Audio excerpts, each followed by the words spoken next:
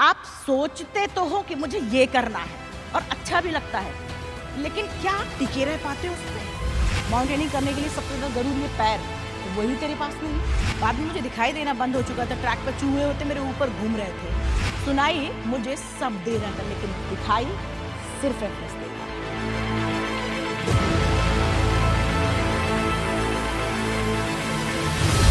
अगले जो हमारे गेस्ट स्पीकर आने वाले हैं स्टेज पे, she has been an inspiration. बोलने को तो she is a mountaineer, sports women and a mother. She has presented India as a 7-time Indian volleyball player. She stands as a symbol of unwavering determination and resilience. Overcoming tremendous odds, she not only conquered her the highest peaks, but also shattered stereotypes and has inspired countless lives. Her journey from adversity to becoming world's first amputee to climb Mount Everest serves as a tribute to human spirit. Her story is like a lighthouse that reminds us that the challenge can be transformed into stepping stones towards greatness. Author of the book Born Again on the Mountain, winner of 4th highest civilian award of India, Padma Shri Tenzing Norgay highest mountaineering award. With that, give a big round of applause and let's welcome the one and only Arunima Sinha.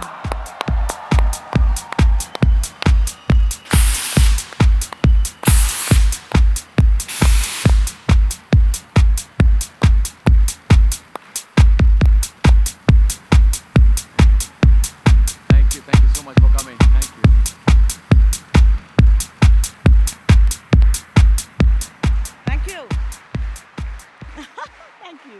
Thank you. Thank you. First of all, thank you so much. Dev ji, ठीक. बहुत energy है.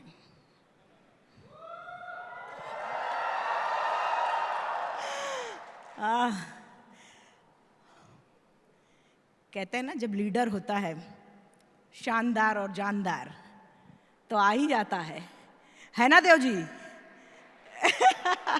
First of very good evening आप सबको. वैसे आप लोग को energy देने की ज़रूरत ही नहीं है, खुद में इतने इंस्पायर है कि मैं खुद भी इंस्पायर हो जा रही हूँ आप सबसे.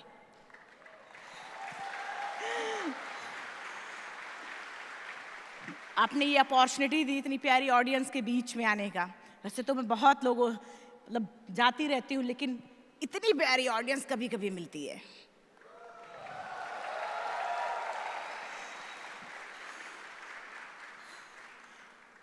आज इस हॉल से, इस जो इतना बड़ा आपने इतनी अच्छी अपॉर्चुनिटी मुझे भी दी और हम सभी को शायद दी है, मैं सिर्फ इतना कहूँगी कि आज इस हॉल से खुद से प्रॉमिस करके जाइएगा. मुझे पता है कि आप सभी ने अपना विज़न, अपना गोल तय करके रखा है.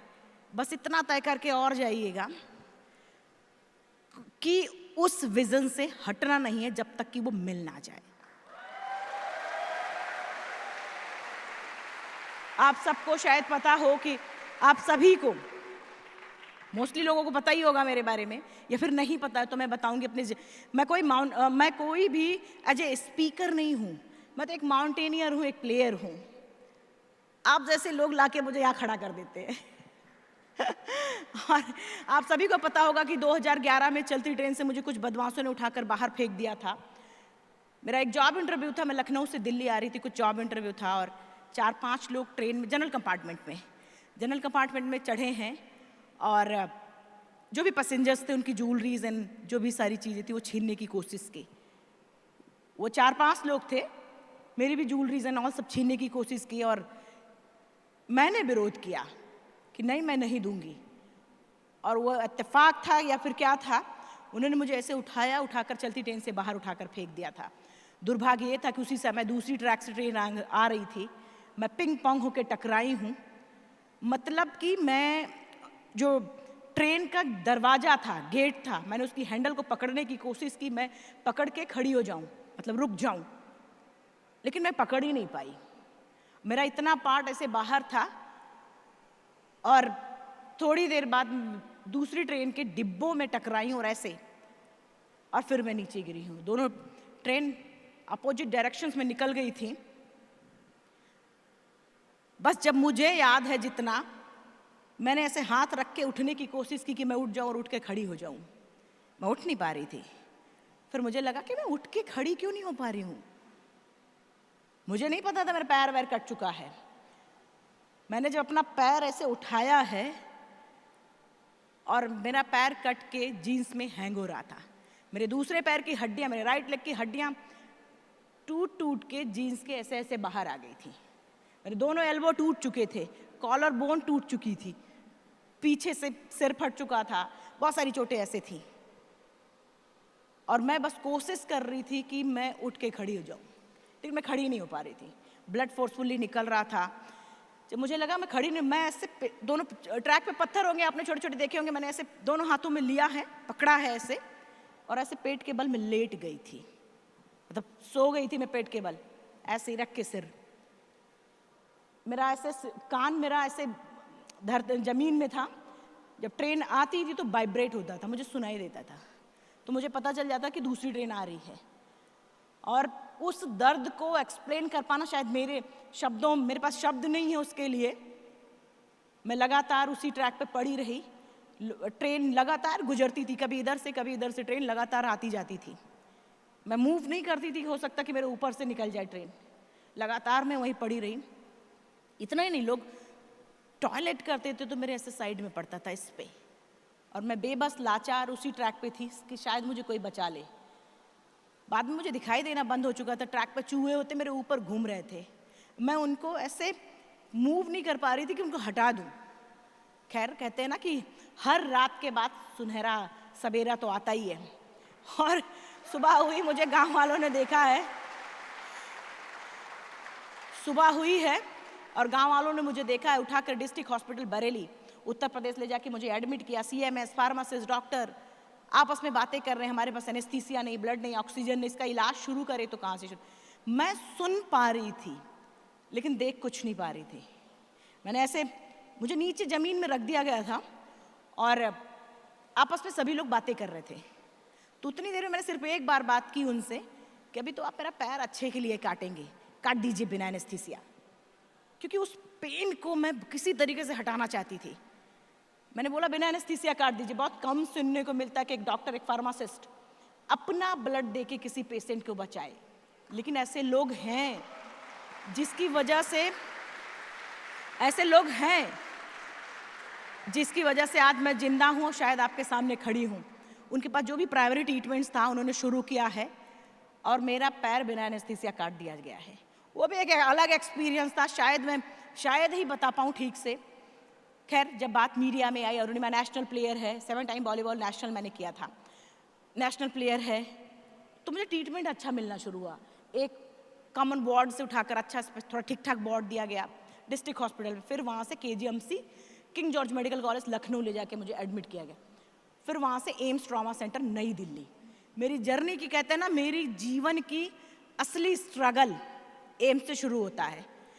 एम्स से शुरू हुआ है और जब 20 से 25 दिन बाद डॉक्टरों ने बुलेटिन जारी किया कि हाँ अरुणिमा ठीक है, बातचीत कर सकते। बातचीत का तो पता नहीं था मुझे, बातचीत का बिल्कुल ऐसा कुछ नहीं था कि मैं बहुत, लेकिन बस मुझे ये जानना था कि बाहर हो क्या रहा है। तो जब मैंने न्यूज़पेपर मंगाना शुरू किया है, फ्रंट पेज पे मेरी फ़ोटो थी, अच्छी सी, मतलब पट्टी वट्टी बैंडेज लगे हो गए, मेरी फ़ोटो थी। तो मैं फ़ोटो देख के खुश भी हो गई थी, लेकिन नीचे कंटेंट था। नीचे जब उसका कंटेंट लिखा हुआ था कि अरुणिमा के पास टिकट नहीं था, TT आने पर अरुणिमा ट्रेन से कूद गई। इतना ही नहीं, नेक्स्ट डे जब मैंने पेपर मंगाया है अगले दिन, तो उसमें था कि अरुणिमा सुसाइड के लिए गई थी। फोटो वही थी, नीचे लिखा हुआ अरुणिमा सुसाइड के लिए गई थी। कैन यू इमेजिन, जिस इंसान का शरीर का एक अंग कट चुका, पूरी जिंदगी का पता नहीं व्हील चेयर या बेड से कभी उठ भी पाएगा कि नहीं। मैं बेड से उठ नहीं पा रही थी, मेरे स्पाइन में 3 फ्रैक्चर्स थे, मैं उठ नहीं पा रही थी।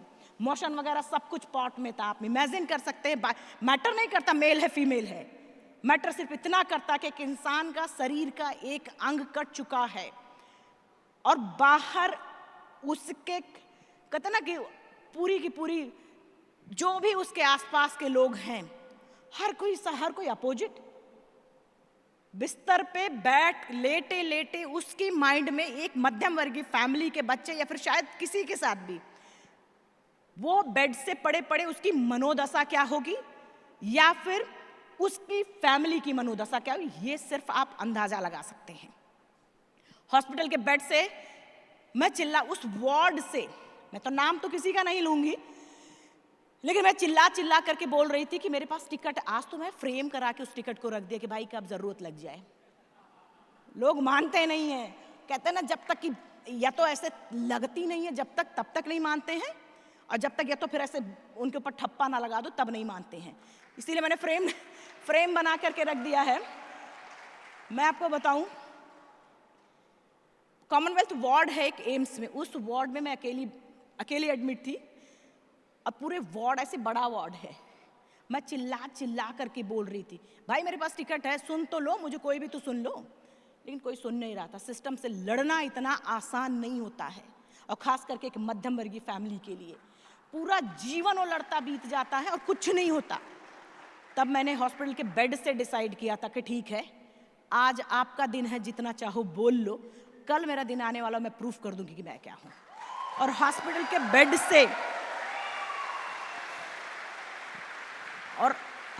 के बेड से मैंने लाइफ का सबसे टफ गेम लिया था, माउंटेनिंग। लीक से हट, अब होता क्या, आप सोच तो लेते हैं, आई थिंक हमारे इसमें जितने भाई बहन हैं आप सोचते तो हो कि मुझे ये करना है और अच्छा भी लगता है, लेकिन क्या आप टिके रह पाते हो उस पर? कहते हैं ना कि मैं एक छोटा सा एग्जांपल ले लेती हूँ, बहुत छोटा। हमारी बहनें भी हैं, भाई भी, दोनों लोग हैं। आप दोनों, मैं दोनों की बात कर रही हूँ कि होता क्या, 5 बजे मॉर्निंग सुबह का आप अलार्म लगाते हैं और कहते हैं हम योगा करेंगे या फिर एक्सरसाइज करेंगे, कुछ भी, और आप जब भी 5 बजता है अलार्म बंद करते हो, बहुत सारे लोग होंगे अलार्म बंद करते हो, चुपचाप सो जाते हो, हैं कि नहीं आप में से? ये देखिए बहुत सारे लोग हैं। क्यों? पता ये क्यों होता है? अलार्म बंद क्यों कर देते? क्योंकि आप उसको, जो भी गोल आपने, विजन जो आपका है लिया है, वो अंतरात्मा से आ ही नहीं रही है। जिस दिन अंतरात्मा से आ गई, आपको ये घड़ी लगाने की जरूरत नहीं पड़ती। और मैं कहती हूं, मेरा हमेशा से मानना रहा है कि वो गोल ही क्या जो आपको लिख के याद रखना पड़े, वो गोल ही क्या जो आपको कोई दूसरा याद दिलाए। अरे आपकी अंतरात्मा का ने अंदर तक हिला देता है। लोग, खैर, जब लीक से हटकर आप कोई गोल बनाते हो तो आसपास कहते हैं, क्योंकि कभी किसी ने किया ही नहीं है, तो लोग कहते हैं अरे पागल है क्या यार। आपके घर के परिवार के लोग, अपने लोग कह देते हैं अरे पागल है क्या यार, आज तक कभी हुआ ही नहीं है, तू कैसे कर लेगी। इसको करने के लिए माउंटेनिंग करने, जब मैंने ये गोल चुना है तो फ्रंट से लोगों ने मुझे कहा अरे तू पागल है क्या, माउंटेनिंग करने के लिए सबसे ज्यादा जरूरी है पैर, वही तेरे पास नहीं है, तो चलेगी कैसे। दूसरा पैर में भी, मेरे दूसरे पैर में नी टू एंकल रॉड है और नी से थाई पे प्लेट है, ठीक है। मेरे स्पाइन में ऐसे 3 आर्टिफिशियल है मेरे। तो मैं आपको बताऊं, लोग मुझे बोलते थे कि रणिमा वही तेरे पास नहीं जिससे क्लाइम करना है।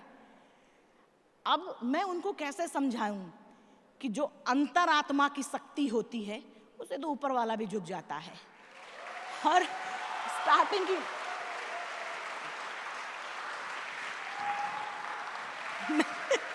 अच्छा, मैं एक बात, थैंक यू, मैं एक चीज रिक्वेस्ट करूं आप लोगों से, एक बात रिक्वेस्ट करूं मैं आप सभी से, मुझे बोल लेने दीजिए, मुझे बोलने दे। अब तालियां बहुत बजाते हैं, रियली ठीक है मुझे, क्योंकि मैं, आप समझ रहे ना कि ऐसा नहीं है कि मैं सिर्फ बात करने आई हूं, मेरा एक एक शब्द मेरे दिल से आता है और मैंने वो जिंदगी जी है मेरे भाई। तो बस मैं वो बताना चाहती हूँ, और आपको लास्ट में जितनी तालियां बजाना होगा बजा लीजिएगा लेकिन अभी मुझे प्लीज बोल लेने दीजिए, प्लीज। ओके, उस समय जब मैंने माउंटेनिंग के बारे में सोचा था, जब मैं हॉस्पिटल में थी, तो मानसिक डॉक्टर मुझे देखने आ गया था। उन्हें लगा कि रणिमा कुछ पागल है क्या।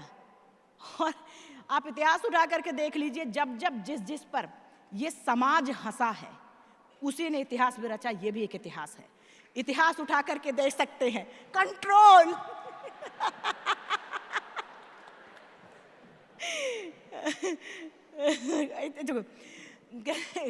आप, और उस दौरान जब मुझे लोग पागल बोलते थे कि अरुणिमा तू पागल है, ट्रेनिंग में या फिर हॉस्पिटल में, तो मुझे भी बहुत तेजी से गुस्सा आता था, बहुत तेजी से गुस्सा आता था। शायद आपने भी, जब आप कुछ किसी चीज़ को करने जाते हैं, कोई मतलब जब आप दिल जिगर किडनी लीवर लगा देते हैं किसी चीज़ को लिए, किसी भी चीज़ के लिए, तो आसपास के लोग जब ये कहते हैं, क्यों कहते हैं? क्योंकि या तो अपने बराबर और खींच के लाके खड़ा करते हैं, या तो उन्होंने कभी देखा नहीं होता है। ये दो रीजंस मुझे जहाँ तक लगता है ऐसा ही होता है। जब मुझे लोग हॉस्पिटल में, या जब मैं एवरेस्ट की ट्रेनिंग में थी, जब लोग मुझे पागल बोलते थे तो मुझे बहुत गुस्सा और इरिटेशन में आता था, बहुत बहुत गुस्सा आता था। लेकिन आज की डेट में जब लोग मुझे, मेरी गोल के प्रति पागल मुझे बोलते हैं, तो मुझे बहुत खुशी होता है, बहुत खुशी होती है। क्यों? क्योंकि मुझे उस पागलपन का मतलब समझ में आ गया है। जिस दिन लोग आपके गोल के प्रति आपको पागल बोलना शुरू कर दें, उसी दिन आप समझ लीजिए आपका गोल आपके बहुत करीब, कोई रोक नहीं सकता है, कोई भी नहीं। आप आजमा के देखिएगा, आप आजमा के देखिएगा, कोई किताब की बातें नहीं, मेरा एक एक पल का खुद का एक्सपीरियंस है। खैर, मुझे जब मैं 4 महीने हॉस्पिटल में थी, मैं कभी भी मैं व्हील चेयर या फिर वो स्टिक को नहीं पकड़ा, वॉल को पकड़ के चलना सीखा, या फिर मेरे फैमिली मेंबर कोई होता था मैं उसके हाथों को पकड़ के चलना सीखा है। क्यों? क्योंकि मुझे ये लगता था कहीं ऐसा ना हो वो व्हील चेयर मेरे मतलब मुझसे जुड़ जाए, इसलिए मैंने कभी छुआ ही नहीं उसको। आप हॉस्पिटल से निकलते क्या सोचते? बहुत सारे लोगों के साथ ऐसी घटनाएं होती, कोई बड़ी बात नहीं है, लेकिन सोचते क्या? घर जाना, नौकरी करना, जीवन यापन, या फिर बिजनेस, जो भी, मतलब जिंदगी को कैसे सेटल करके आगे बढ़ाना, शायद ये सोचते। आप यकीन नहीं मानेंगे, मेरे दिमाग में कभी भी ये बातें नहीं आई। मेरे दिमाग में तो सिर्फ 2 चीज़ें थी, एक तो एवरेस्ट सबमिट कैसे करना, दूसरा जिन जिन लोगों ने मेरी आलोचना की है उसका जवाब कैसे देना। सिर्फ 2 चीज़ें मेरे दिमाग में थी, और यही कारण है कि हॉस्पिटल से निकलते मैं अपनी माँ से नहीं मिली थी, जबकि मेरी माँ घर पे इंतज़ार कर रही थी, मैं उनसे नहीं मिली। फर्स्ट टाइम बचेंद्री मैम से झारखंड में जब मैं नई दिल्ली रेलवे स्टेशन पे गई हूँ, तो मेरा इतना वीवीआईपी नहीं थी कि मैं एक फ़ोन करती मेरा वेटिंग टिकट कंफर्म हो जाता, ऐसा कुछ भी नहीं था। ट्रेन था, अंदर गई हूँ तो आरएसी था, मतलब मैं बैठ नहीं पा रही थी उसमें, तो ऑलरेडी कोई बैठा हुआ था।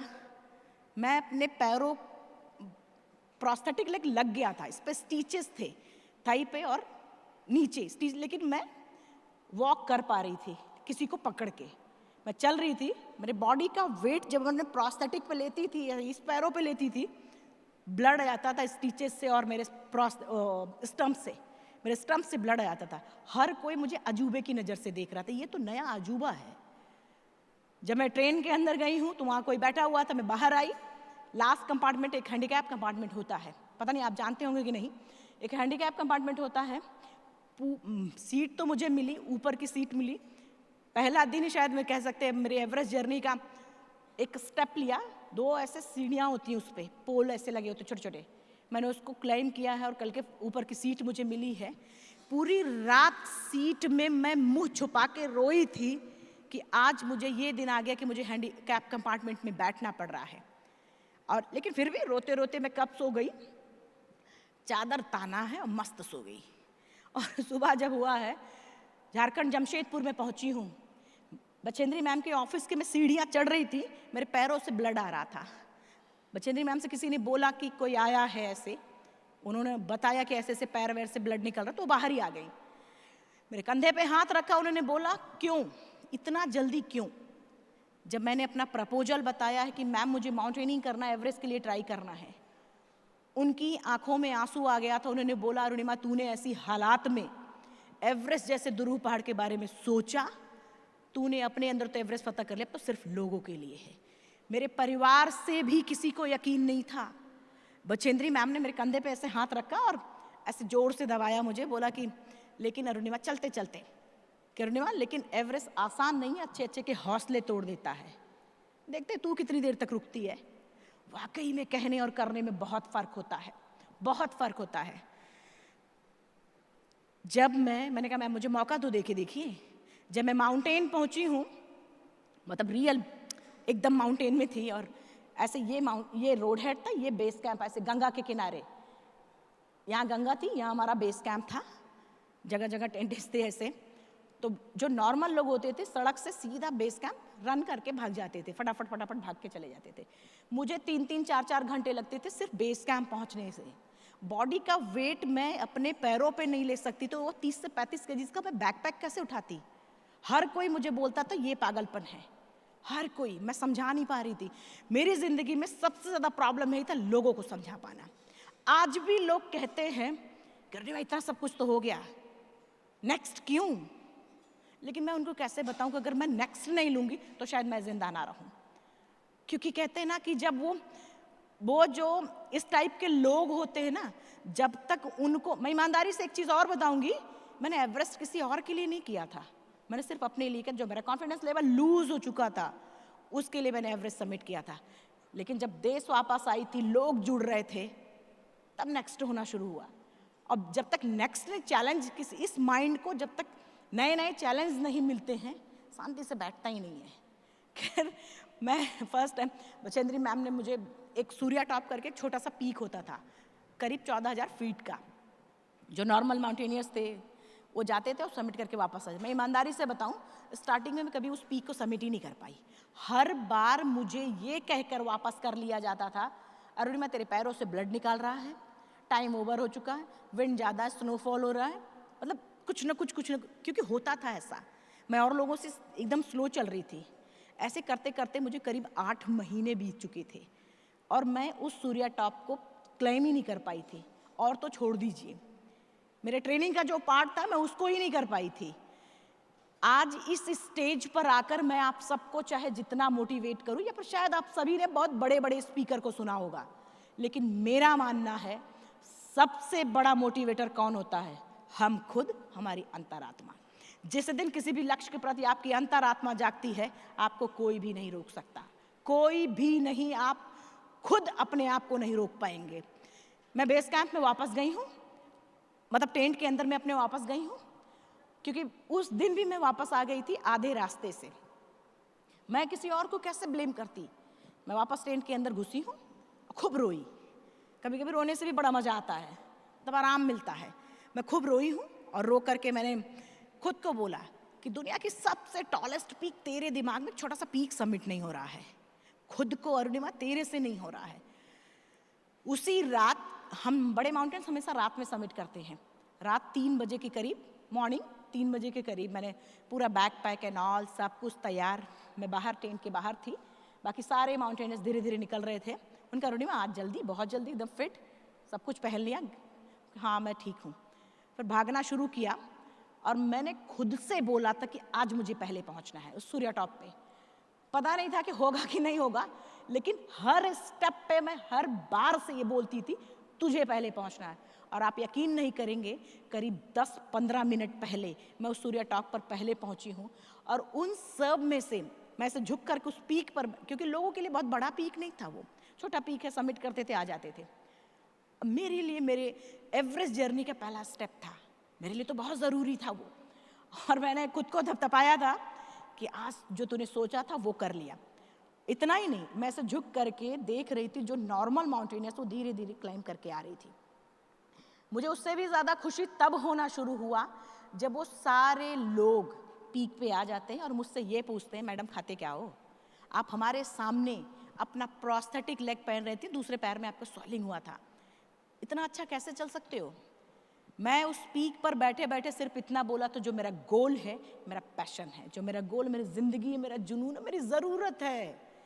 कहते हैं ना, जब ये 4 चीज़ों किसी के अंदर होती कोई रोक ही नहीं पाता है। और बताएं, जब कोई गोल किसी का जुनून बनता है, जुनून आपसे वो करवाता जो शायद हम खुद नहीं कर पाते। तो मेरा गोल था भाई, मेरा तो जुनून ही था, मेरी ज़रूरत भी था। अगर वो नहीं करती तो हर बार वो जो बेचारी की नज़र था ना लोगों की, ओह बेचारी से शादी कौन करेगा, आप समझ रहे ना, ऐसा हमेशा मेरे साथ चिपका रहता था। जब भी मैं अपने परिवार में जाती थी, हर बार दादी नानी काकी टाइप की लोग आते थे, अरे बेचारी का पैर कट गया ना ऐसे, और मुझे इतनी गुस्सा आती थी कि मैं बस एनीवे मैं खैर उस सूर्या टॉप को मैं सबमिट करके, जब फाइनली मैं एवरेस्ट के लिए जब फिट थी, मुझे स्पॉन्सर पूरा मिला। हर कदम के आपको, खास करके महिला कहते एडवेंचर मैन गेम कहा जाता है, और एक वुमेन होने के नाते हर बार परीक्षाएं देनी पड़ती हैं।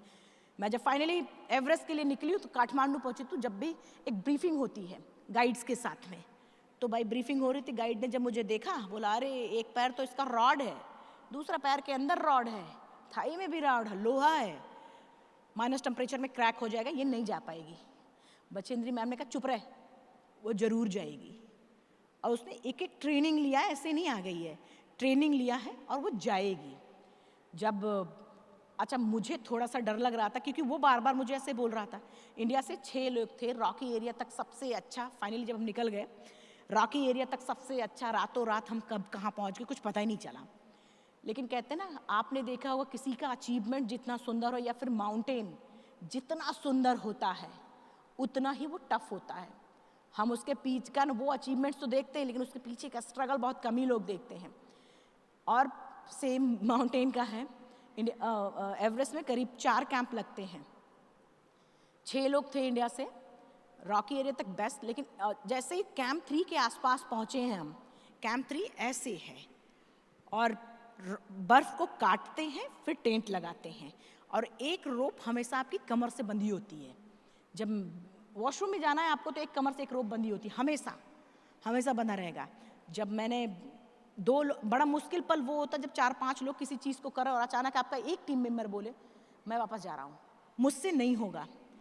और तो मैं बड़ा हीरो बन के गई वहाँ पे, अरे नहीं नहीं हो जाएगा, मैं भी तो क्लाइम कर रही हूँ, ऐसे ही मैंने बोला था। उन्होंने कहा अरे अरुणिमा तेरा एक पैर नहीं दूसरा भी चला जाएगा तो क्या। वाकई में मैं चुप थी।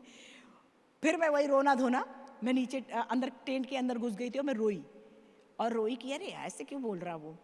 फिर रोते, फिर नेक्स्ट डे मैंने जैसे बताया कि हमेशा बड़े माउंटेन रात में क्लाइम करते हैं। रात को 1 बजे, क्योंकि बड़ा माउंटेन्स था, रात को 1 बजे मैं निकली हूँ कैंप 3 से कैंप 4 के लिए। और वो विंड में अगर बता पाऊँ, आप सब ने महसूस किया होगा कि 100 की स्पीड में आपकी 4 व्हीलर चलती है और आपका विंडो खुला होता, तो सब ने महसूस किया होगा, सब ने महसूस किया होगा। और रोप होती थी आइस वॉल पे, जो विंड हमें ऐसे कभी इधर धक्का दे कभी इधर धक्का दे, मतलब वॉल पे हम टकराते थे, उस बर्फ की दीवार पे हम टकराते थे। इतना ही नहीं, मैं अगर एक्सट्रीम ठंड की बात करूं मैं, तो ऐसा लगता था बहुत सारी सुइयां हमारी बदन में घुसा दी गई हैं, इतना ठंड होता है। और उस पे वेट, आपके जो बैकपैक होता है वेट होता है, उस पे फिर चलते रहना है आपको। और वो स्टेप शायद ये सीढ़ियाँ हम फटाफट क्लाइम करते हैं, चलते हैं, चढ़ते हैं, लेकिन वहाँ पर 30 सेकंड या फिर 1 मिनट में आपका एक बार एक स्टेप उठता है। मैं बढ़ रही थी आगे और हर कदम पे मैंने ये बोला था, अरुणिमा जो तुझ में है वो उसमें नहीं है, तू एवरेस्ट समिट करके वापस आएगी। हर कदम पे, हर स्टेप पे। मैं ऐसा कुछ नहीं था कि मैं बहुत लंबा वाला सोच रही थी, कुछ नहीं। हर बार अपने सामने का जो पहला एक स्टेप होता था उसके बारे में हमेशा सोचती थी। खैर नेक्स्ट डे करीब दिन में 12, साढ़े 12 बजे, 1 बजे के करीब में कैंप 4 में पहुंची। कैंप 4 भी पहुंच पाना अपने आप में बहुत बड़ी बात है, लोग कैंप 4 भी नहीं पहुंच पाते। जगह जगह टेंटेज लगे हुए थे। बचेंद्री मैम का सख्त हिदायत था कि टेंट से बाहर निकल के आपको नेचर से मिलना है, नेचर के साथ बॉडी को एक्लिमेटाइज करना है। मैं मास्क लगा के, ऑक्सीजन मास्क लगा के, और ऐसे क्योंकि कैंप 3 से ही ऑक्सीजन मास्क लगना शुरू हो जाता है। मैं जगह जगह टेंट्स मैं देख रही थी कि क्या है, ऐसे बड़ा सा ग्राउंड जैसा है कैंप 4, बहुत सारे टेंट्स लगे होते, और देश के भी लोग होते हैं। उत्सुकता रहती है कि क्या है, सब कुछ नया होता है वहाँ पे। बगल वाले टेंट से 4-5 शेरवा किसी को खींच कर बाहर निकाल रहे थे, मैं भी देख रही थी हो क्या रहा है। जब देखा कि पूरी तरीके से वो बाहर आ गई थी, जिस पोजीशन में वो लड़की सोई थी ऐसे, उसी पोजीशन में ऐसे बॉडी अकड़ चुकी थी और मर चुकी थी, ऐसे टेंट के बाहर था। इतना ही नहीं, कोई दूसरा था मेन समिट से सबमिट करके आया था और आते ही वो टेंट के अंदर ऐसे सो गया था, उसके फेफड़े में पानी गया था और वो भी मर चुका था। मेरे सामने ऐसे दो डेड बॉडीज रखी थी। अब देखिए, चाहे आप हो, चाहे आपका बिजनेस हो, चाहे माउंटेन हो, हर जगह रिप्लेस कैसे होता है।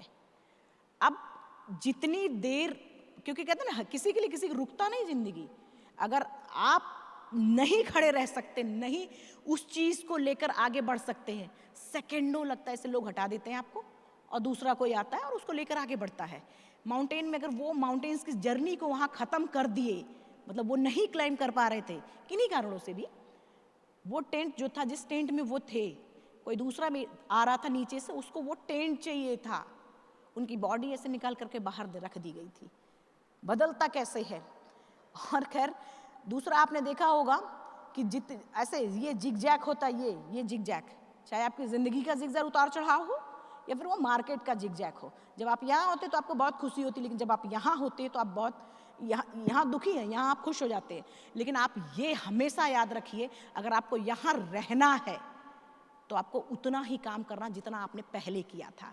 फर्स्ट पे आने के लिए अगर आप जब ऐसे रिफ्रेश करते हैं, चलो फाइनली, मैं ये नहीं कहती कि रिफ्रेश मत करिए, लेकिन आपका ध्यान हमेशा फिर भी उसी पे होना चाहिए। नहीं तो आप जब, क्योंकि कंफर्ट जोन में आते समय नहीं लगता, जब आप कंफर्ट जोन में आएंगे तो ये भूल जाएंगे। और जब आप भूलते हैं, आपका ही कंपटीटर उतनी ही मेहनत कर रहा होता और ऐसे आपको वो ऊपर पहुंचता, आप सेकंड पायदान पे, पलक झपकते आपको रिप्लेस कर देता है। सेम माउंटेन्स में होता है, अगर पलक झपक, आप यहाँ होते सॉरी बोलते हैं, गलतियाँ करते हैं, सॉरी बोलते हैं, माउंटेन आपको सॉरी बोलता है, सॉरी, गलती का कोई चांस नहीं। खैर कैंप 4, ये कैंप 4 है, ये मेन समिट है। अगर आप ये सोच रहे कि मैं डरी नहीं थी उन लोगों को देख के, मैं बहुत डर गई थी उन दोनों डेड बॉडीज़ को देख करके, बहुत। कैंप 4 ये मेन समिट, यहाँ से यहाँ की जो दूरी है करीब 3500 फीट। जो नॉर्मल लोग होते हैं, थोड़ा सा डार्क हो जाता है तब जाते हैं। मैं डे लाइट में, थोड़ा सा सन था, लाइट था, तभी मैं निकल गई कैंप 4 से मेन समिट के लिए। डे लाइट जब तक था तब तक बहुत अच्छा, लेकिन जैसे ही अंधेरा शुरू हुआ, मेरी हेडलाइट होती है एक, और जैसे ही मेरा सिर इधर ऐसे ऐसे जा रहा है, उधर ही मुझे डेड बॉडीज नजर आ रही हैं। 99 की डेड बॉडीज आज भी एवरेस्ट पे ऐसे दिखती है, मतलब फ्रीज हो गई है पूरी। 10-10 लाख का इक्विपमेंट्स उसकी बॉडी पे, लेकिन वो मर चुका है। ऐसे बॉडी सिंबल बन जाती है। एक ही रोप में बहुत सारे लोग क्लाइम करते हैं, कई लोग क्लाइम करते हैं। मैं जिस रोप में थी उसी रोप में मैं, मेरा शेरपा फटाफट भाग रहे थे। ठीक है, पुरानी डेड बॉडीज थी, वो अलग चीज़ है, लेकिन फटाफट मैं भाग रही हूँ। मेरे सामने एक बांग्लादेश, उनका ऐसे हाथ, उनका जो फ्लैग था, वो फ्लैग उनके हाथ में, मुंह से आवाज़ आ रही थी और हाथ ऐसे मूव कर रहा है। मैं ब्लैंक हो गई थी। कभी कभी परिस्थितियाँ शायद आपके जीवन में भी ऐसी आती हैं कि हम डिसीजंस ही नहीं ले पाते कि हमें करना क्या चाहिए। मतलब आर या पार भाई, कुछ तो करना है, खड़े थोड़ी रहना है। मैं ब्लैंक हो गई थी, सामने है वो, और जब तक मैं वॉक करके गई हूँ मूवमेंट भी खत्म हो गया। क्लाइम करके जब तक मैं पहुंची हूँ मूवमेंट खत्म हो चुका था। शेरपा मुझसे पीछे से कर रही, मैं वापस चलें, जिंदगी रही दोबारा ट्राई करना है। क्या मतलब, सुन मैं रही थी लेकिन बोल कुछ पाई नहीं थी, क्योंकि वो सामने देख रही थी। मैं थोड़ी देर बाद जब बार बार वो बोला, मैं वापस, जब मैं इस जर्नी के लिए निकली थी, बचेंद्री मैम से फर्स्ट टाइम मिली थी, तो वो मैं सिर्फ मेरा जर्नी था, सिर्फ मेरा था। लेकिन बचेंद्री मैम ने मुझे एक चीज़ और बोली कि अरुणिमा, जब मुझे सी ऑफ करने के लिए गई थी काठमांडू, तो उन्होंने कहा अरुणिमा, जब तू मुझे पहली बार मिली तो तेरा जर्नी था, लेकिन अब ये पूरे देश का जर्नी है, ये याद रखना। बाकी प्रेशर तुझ पे कुछ भी नहीं है। अब आप समझ सकते हैं ना, मैंने वो बातें वीडियो की तरह चलती हैं माउंटेन में। मैंने ऐसे सेफ्टी रोप, कैराबिनर होता सेफ्टी, मैंने खोला है, खोल के उस डेड बॉडी के आगे लगाया, और उस डेड बॉडी को लांघते हुए मैंने सिर्फ इतना बोला था, इन सब में से, यहाँ पर जितने लोग हैं, इन सब में से अगर सभी ने एवरेस्ट सबमिट कर लिया तब तो ठीक है, अगर नहीं सबमिट किया है, मैं सबके लिए एवरेस्ट सबमिट करके उनको जिंदा वापस जाऊंगी। इतना बोल करके मैंने उस डेड बॉडी को लांघ गई हूँ। आज भी मैं एक्सप्लेन नहीं कर सकती हूँ कि क्या चल रहा था मेरे दिमाग में, और मैं उस डेड बॉडी को लांघ कर मैं इतना डर गई थी, फटाफट भागने की कोशिश करती, मेरा पैर स्लिप हुआ और जाके उस डेड बॉडी पर रुक गया है। आप इमेजिन नहीं कर सकते कि क्या फील हो रहा था मुझे। एनीवे, मैं भाग रही थी फटाफट। एक बार फिर से साउथ समिट हिलेरी स्टेप के बाद फिर से एक बार मेरे शेरपा ने मुझसे कहा, अरुणिमा वापस चल, अब की बार नहीं हो पाएगा तेरा। अब आप साउथ समिट हिलेरी स्टेप से पीक दिखना शुरू, मतलब मेन पीक जो दिखना शुरू, अगर सनलाइट है तो दिखता है मेन पीक, अगर क्लाउड है तो नहीं दिखता। सनलाइट था अच्छा, और वो मुझे बोल रहा कि वापस चल, जिंदगी दोबारा। जिंदगी दोबारा, इतना अच्छा मौका है मेरे पास और मैं इसको गंवा दूं? शायद आप भी मेरी जगह पे होते कि ऐसी ऐसी सिचुएशन से ये लगता है अरे यार सबसे बड़ा दुश्मन तो मेरा यही है जो नहीं चाहता मैं एवरेस्ट सबमिट करूं। शेरपा मुझे बोल रहा वापस चल। मैंने उसको ऐसे देखा, मैंने क्यों भाई, अभी मेरा एक पैर ना होने के फायदे बड़े मिलते हैं। आराम से हवा क्रॉस होती है, ठंड नहीं लगती, ऐसे उसका सॉक्स मैं इसमें पहन लेती हूँ, ईजी एकदम सीधा मार देती हूँ किसी को भी। और इतना ही नहीं, कभी कभी ये होता है जब भीड़ है और बहुत सारे लोग अगल बगल अगर खड़े हैं तो मैं उनके पैर पे ऐसे करके खड़ी हो जाती, मुझे पता नहीं चलता। जब वो भाई साहब चिल्लाते या बहन जी चिल्लाती तो मुझे पता चलता है अरे सॉरी सॉरी सॉरी, मतलब ऐसा हो जाता कभी कभी। तो माउंटेन में भी मुझे बड़ा फ़ायदा मिलता उसका, ठंड वंड के फर्क ही नहीं, उसके भी सिम पहन लो सॉक्स, तो ज़्यादा ले जाने की ज़रूरत ही नहीं पड़ती, वेट नहीं होता ज़्यादा। लेकिन सामने सबमिट है, बार बार वो बोल रहा है कि रिमा वापस चल। अब मेरे मन में आ रहा था मैं दौड़ूं और दौड़ के पहुंच जाऊं, लेकिन अफसोस कि आप माउंटेन में दौड़ नहीं सकते, रन नहीं कर सकते बिल्कुल भी। मैंने शेरपा से बोला क्यों भाई, सामने है, तू कह रहा रुक जा। उसने बोला तेरा ऑक्सीजन खत्म हो रहा है और थोड़ी दूर अगर अगर नीचे नहीं गए तो पूरा खत्म हो जाएगा। मैंने कहा क्यों भाई इतना जल्दी कैसे, तेरा रेगुलेटर 4 पे है। मैंने 4 पे रेगुलेटर था और 2-3 पे जनरली रखना चाहिए, मैं 4 पे फुल है। मैं कहा ठीक है। अब एक ही जगह पे जब हम खड़े होते तो बॉडी जमना शुरू हो जाती, ब्लड सब जाम होना शुरू हो जाता, जमना, बर्फ होना शुरू हो जाता है।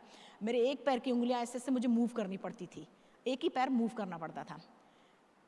कभी कभी लाइफ में ये भी पल आपके आता होगा कि जब इस तरीके का डिसीजंस नहीं ले पाते तो होता क्या है, कहते ना कि स्वामी विवेकानंद जी मेरे स्पिरिचुअल गुरु हैं, और मैं उनको बहुत फॉलो करती हूँ।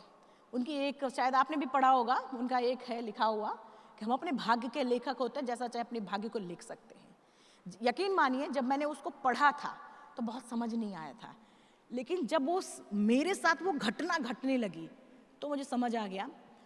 और मैंने एक स्टेप ऐसे शेरपा को, मुझे भी और हाई माउंटेन्स में आपने देखा होगा या फिर हाई प्रेशर पे भी, जब आपको अपनी फैमिली का प्रेशर या बॉस का प्रेशर या फिर शायद किसी और फैमिली को लेकर या फिर पढ़ाई को लेकर, बच्चे की या फिर किसी भी चीज़ को लेकर के, जब आप प्रेशर में होते तो आप इरिटेट होते, गुस्साते हैं, मतलब परेशान होते हैं।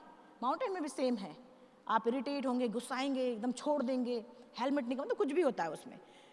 शेरपा भी, मुझे भी इरिटेशन और गुस्सा आ रहा था। मैंने शेरपा को लास्ट में बोला ठीक है तू जाना चाहता तो जा, नहीं जाना चाहता मत जा, मेरे पास इतना ऑक्सीजन है कि मैं अपने देश का तिरंगा लगाऊं, ये रिकॉर्ड इंडिया के नाम ला पाऊं।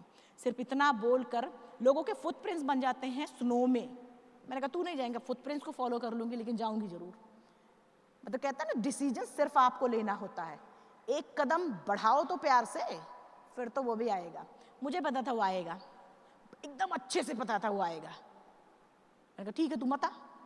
मैंने फुटप्रिंट्स को 10-20 कदम मैं चली हूँ, थोड़ी देर बाद भाई साहब चिल्लाते हुए तू मरेगी, मुझे भी मरवाएगी, तुझे कोई फर्क नहीं है, सुनाई मुझे सब दे रहा था। टॉप ऑफ द वर्ल्ड, दुनिया, मतलब करीब 2 घंटे बाद हम दोनों दुनिया के सबसे टॉलेस्ट पे, टॉप ऑफ द वर्ल्ड, मतलब हाथ ऊपर करके इतनी जोर से चिल्लाने का मन कर रहा था कि इतनी जोर से चिल्लाऊं कि मैं सबको बता दूं आज टॉप ऑफ द वर्ल्ड पे। वो उस लड़की को, जिस लड़की को लोग पागल बोलते थे, हाँ भाई उस पागल में चिल्लाने की कोशिश कर रही थी मैं, और ऐसे मास्क नीचे करके बार बार मेरा शेरपा मुझे कह रहा है अरुणिमा क्या सीखा है तूने, माउंटेन में चिल्लाए रहे, रुक जा तू नहीं समझेगा, क्योंकि तू नहीं समझेगा। और आज भी आप शायद मुझे महसूस कर पा रहे हो, आज भी वो फीलिंग्स हैं। 6-7 मिनट मेरी जिंदगी के अनमोल पल हैं वो। मतलब मास्क नीचे करके मैं चिल्ला रही थी। अब मैंने शेरपा से रिक्वेस्ट की, बहुत सारे माउंटेनियर्स का मैंने एक्सपीरियंस जाना था कि आप टॉप की फ़ोटोज़ और वीडियोज़ क्यों नहीं ले पाते। तो वो एक तो वेट इतना ज़्यादा हो जाता है, अपना ऑक्सीजन बोतल ही उठा पाना भारी हो जाता है, पानी उठा पाना भारी हो जाता है, बहुत मुश्किल होता है। तो वो इसलिए माइनस टेम्परेचर में कैमराज और बैटरीज काम ही नहीं करती थी, तो इसलिए वो फ़ोटोज़ वीडियोज़ नहीं, बहुत कम ही लोग ले पाते। मैं प्लान करके गई थी, फ़ोटोज़ वीडियोज़ तो लेना भाई, अब चाहे कुछ भी हो। और मैंने शेरपा से, मैंने जब इस जेब से कैमराज और डिस्पोजल कैमराज निकालना शुरू किया, कह रहा ओ तेरा 1 किलो का वेट तो यही है, ओ तू तभी धीरे चल रही थी तू। हम कहा अच्छा ठीक है जो भी है, प्लीज़ फ़ोटोज़ निकाल लो। फ़ोटोज़ तो उसने निकाल ली थी, बात तो मेरी उसकी तब बिगड़ गई जब मैंने उसको वीडियो बनाने को बोला। उतने गुस्से में आज भी हम हंसते हैं, इतने गुस्से में वहीं पटक दिया, बोला तू मर, मैं जा रहा हूँ भाई, मैं जा रहा हूँ, ओ आप मुझे समझ में आए, तेरे बारे में मैंने पढ़ रखा था, तू तो पहले भी सुसाइड करने के लिए गई थी। अब आप समझ सकते हैं। और मुझे इतनी मैंने कहा नहीं नहीं नहीं ऐसा नहीं है, प्लीज़ वीडियो बना लो। मैंने हाथ पकड़ा और खींचा उसको, कैमरा उठाया, पकड़ाया, बोलो वीडियो बना लो। शायद आप सोच रहे होंगे करडी माँ क्या ये लीडरशिप है, तुझे तो वापस जिंदा पहुंचना है कैंप 4। पता वो वीडियो मैंने बनाया क्यों? आप भी शायद देखते होंगे जब किसी भी चीज़ के बारे में जितना हम माउंटेनर जब किसी चीज़ को लेते हैं, किसी माउंटेन्स को लेते हैं, तो सबसे पहले उसके बारे में जानने की कोशिश करते हैं, चाहे बुक्स से पढ़कर, कहीं से भी, या फिर लोग जो जिन्होंने क्लाइंब किया है पहले उनसे पूछना।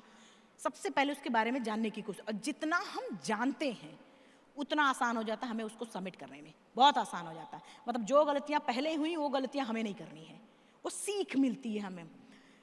तो मुझे पता था एवरेस्ट के बारे में, बहुत अच्छे से पता था। मुझे पता था जितना ऑक्सीजन मेरे पास है, अब है टॉप पर, उतने में वापस मैं कैंप 4 नहीं पहुंच सकती हूँ, मरना तय है। इस बात को मैंने और मेरे शेरपा ने दोनों ने एक्सेप्ट कर लिया था, शायद जिंदा वापस ना जाए। मैंने शेरपा को फिर से जब कैमरा पकड़ाया है और बोला ये वीडियो बनाओ, अगर मैं जिंदा नहीं जाती ये वीडियो मेरे देश पहुंचा देना, मेरे भारत पहुंचा देना, पूरे यूथ तक चला जाएगा। और मैंने उस वीडियो में बोला क्या है कि आज ऐसी हालात होने के बाद भी अगर मैं टॉप ऑफ द वर्ल्ड पे आ सकती हूँ तो आप क्यों नहीं? जरूरत सिर्फ सोच, गोल और फोकस, इतना फोकस कि ऊपर वाला भी देने पे मजबूर हो जाए। 2011 अप्रैल 2011 में मेरा एक्सीडेंट हुआ था और आज 21 मई 2013 दुनिया की सबसे टॉलेस्ट पीक पर 2 साल में कैसे लोगों को लगता कि अरुणिमा ने अपने इस गोल को, अपने इस मिशन को अपने पैरों से क्लाइंब किया, जबकि सच ये था कि जो मेरा गोल था, जो मेरा मिशन था, मैंने अपने पैरों से क्लाइम ही नहीं किया था। जो मेरा गोल था, जो मेरा मिशन था, मैंने अपने दिल और दिमाग से किया था। कोई भी गोल जब अपने दिल और दिमाग का कॉम्बिनेशन बना के करते हैं, आपको कोई नहीं रोक सकता, कोई भी नहीं, कोई नहीं रोक सकता। मैंने कही थी स्टार्टिंग में, ये मेरी कोई किताब की बातें नहीं है। खैर जो भी था, वीडियो बन गई थी। अपना नेशनल फ्लैग के बारे में थोड़ी सी बताऊं मैं, अगर कि जब आप किसी ऐसी जगह सी लेवल पे, तो वो फीलिंग शायद नहीं आती, लेकिन जब ऐसा लगता, कुछ लोग नॉर्थ साइड से, नॉर्थ में कौन है आप सभी जानते हैं, नॉर्थ साइड से क्लाइंब कर रहे थे, वो अपना फ्लैग लगा रहे थे। मेरे मन में आता अपने स्टिक में लगाऊं और ऐसे मैं खड़ी होती, लेकिन मेरा पैरों में दम इतना नहीं बचा था, मैं गिर जाती थी घुटनों के बल। अपना ट्रियो कलर सबसे ऊपर दिखाई दे, बार बार ये चीज़ होती है और ये अपने आप आएगा, कोई ऐसा सिखाएगा नहीं, अपने आप आता है। खैर नेशनल फ्लैग लग गया तो मैं फटाफट नीचे भागना था अभी मुझे। मैंने वो तड़प भी महसूस की है कि इंसान बिना ऑक्सीजन के तड़पता कैसे है, वो तड़प मैं, इसीलिए जिंदगी कितनी, मतलब आप अब इस समय या फिर हम इस समय कुछ यहाँ रहकर कोई गोल को सेट करते, मैं ये नहीं कहती आसान है, लेकिन लग्जरी में करते हैं।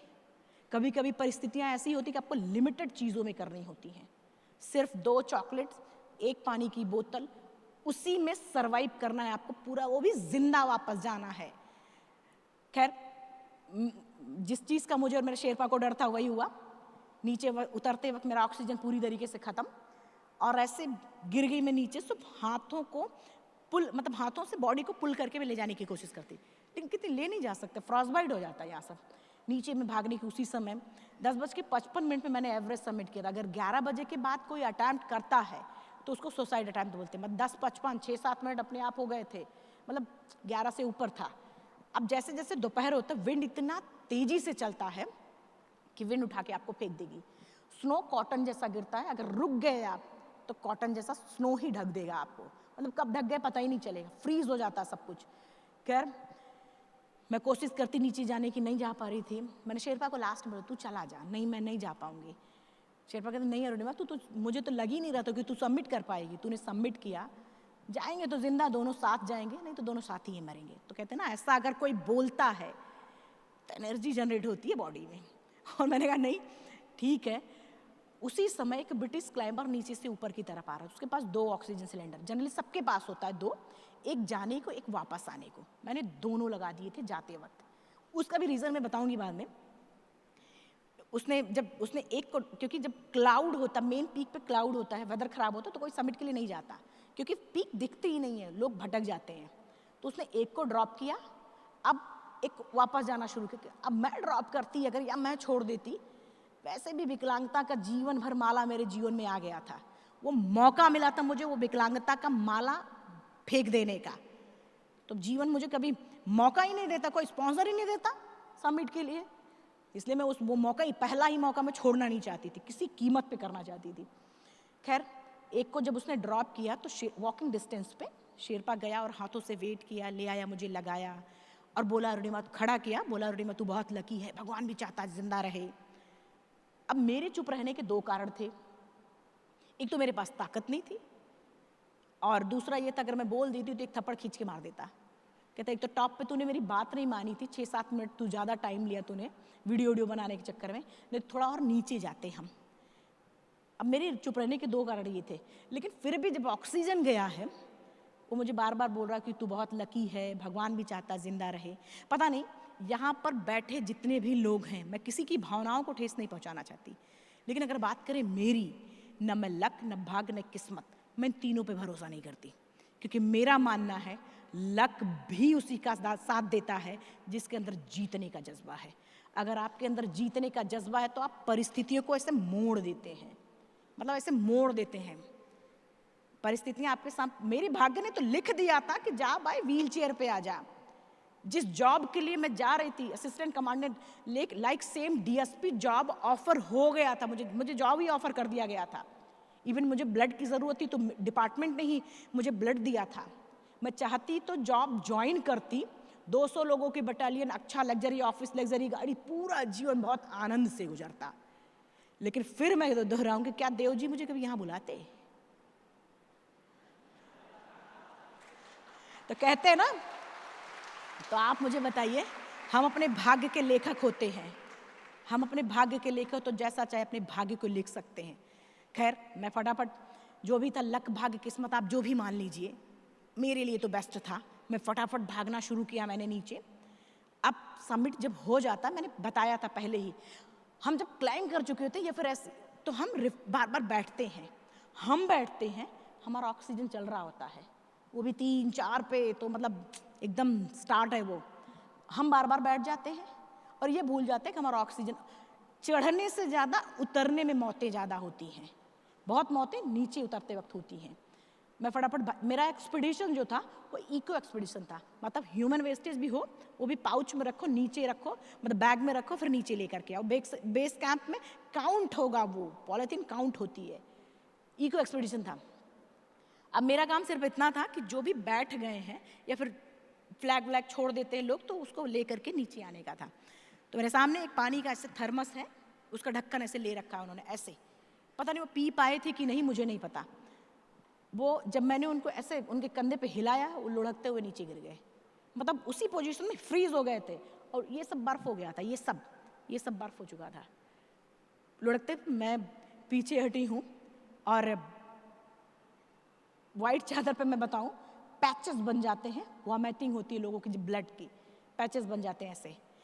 उसी के बीच में भाग रही थी और अचानक मेरा खुद का प्रोस्थेटिक लेग ऐसे नीचे निकल जाता है।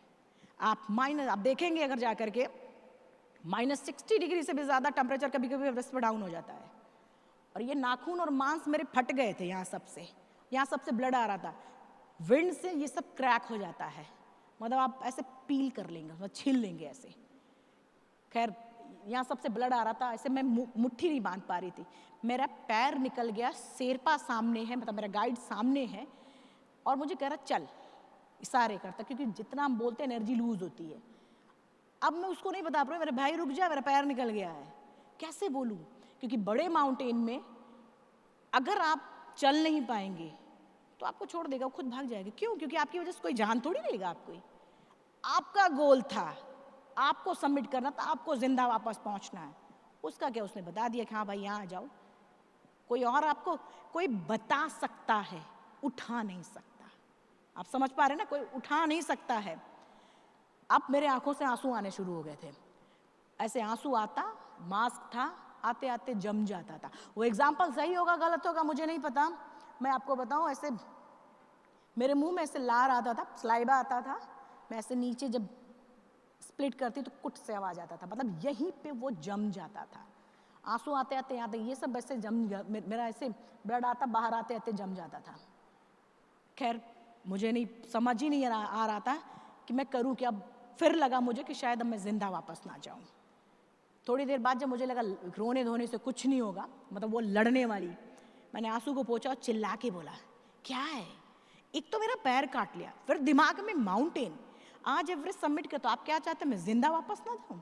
ठीक है, आपके पास जितनी ताकत है लगा लो, मेरे पास जितनी ताकत है मैं भी लगाऊंगी, लेकिन जिंदा वापस जाऊंगी। और मैंने इस हाथ को दूसरे हाथ से पकड़ के ऐसे मोड़ दिया था, यहाँ स्किन फट गई थी, इस हाथ से झुक के प्रोस्थेटिक लेग को पकड़ा है और पैर को घसीट के चलना शुरू किया है।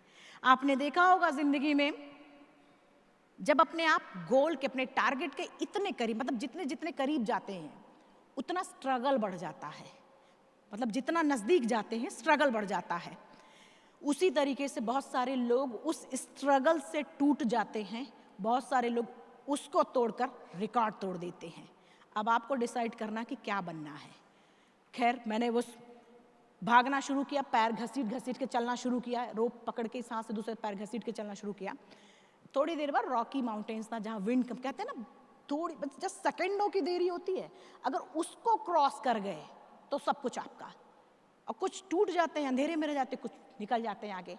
एनीवे, मैं रॉकी एरिया था जहाँ मैं उसके पीछे गई, विंड कम था, पीछे बैठ के मैंने अपने पैर को खोला है, प्रोस्थेटिक को खोला है, मेरा स्किन पूरा कट जाता है, इससे पैर स्लिप हो जाता है।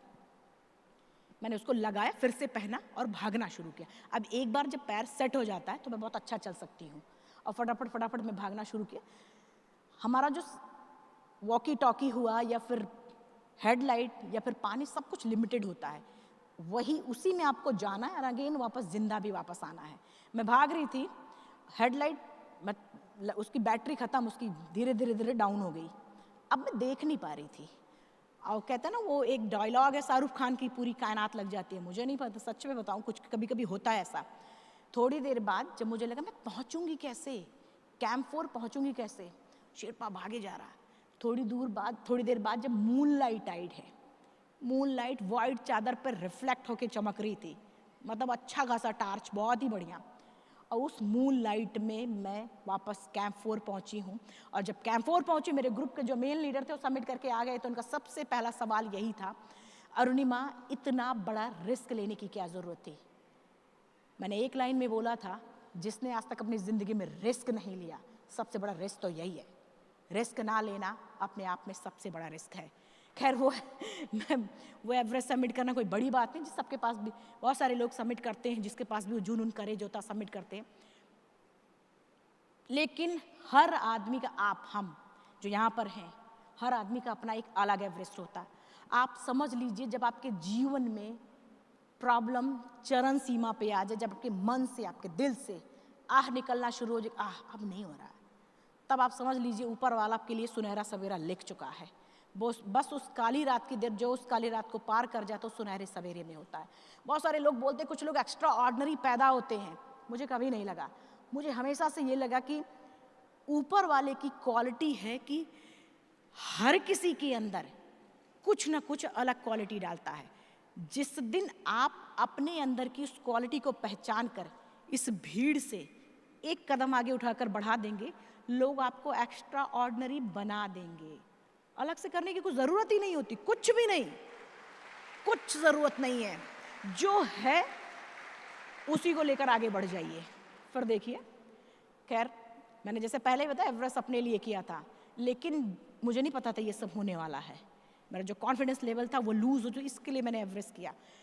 लेकिन जब लोग बच्चे क्रॉल करके आते थे, उनको भी अभी कुछ करना था, तो मैंने तय किया वर्ल्ड के 7 कॉन्टिनेंट 7 हाईएस्ट पीक जो मैं सबमिट कर चुकी हूँ, 7 महाद्वीप के हाईएस्ट पीक हो जो मैं सब सबमिट कर चुकी हूँ। नेक्स्ट मेरा, आज इस हॉल से इतने प्यारे प्यारे लोग हैं, आज इस हॉल से सिर्फ इतना मेरे लिए गुड विशेस करिएगा। नेक्स्ट मेरा साउथ पोल है। साउथ पोल जैसे हर पीक पर, हर कॉन्टिनेंट्स पे मैंने तिरंगे लगा, उस तरीके से मैं centre of earth South Pole पे भी लगा पाऊँ। आप सबका बस गुड विशेस चाहिए। अब मेरी 4 लाइन की, अभी तो कहने को बहुत सारी चीज़ें हैं, लेकिन मुझे लगता है मैं बहुत सारा टाइम ले लेती हूँ। मेरी 4 लाइन की एक फेवरेट पंक्ति मैं हमेशा कहती हूँ, और आज भी, क्योंकि वो मुझे भी हर पल इंस्पायर करता है। अभी तो इस बाज की असली उड़ान बाकी है, अभी तो इस बाज की असली उड़ान बाकी है, अभी तो इस परिंदे का इम्तिहान बाकी है, अभी अभी मैंने लांघा है समुद्रों को, अभी तो पूरा आसमान बाकी है। Thank you, thank you, thank you so much, thank you.